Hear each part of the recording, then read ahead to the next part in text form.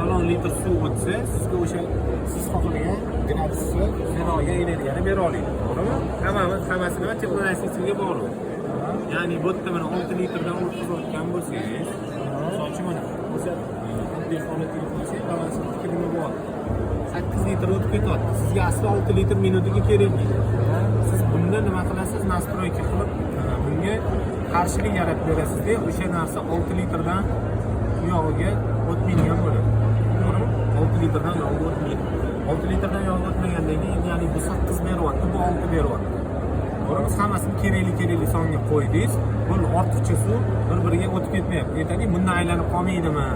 Bundan aylanib qolmaydimi degan savollar bo'ladi. To'g'rimi? Yo'q, aylanmaydi. Qarshilik yaratib berdingiz.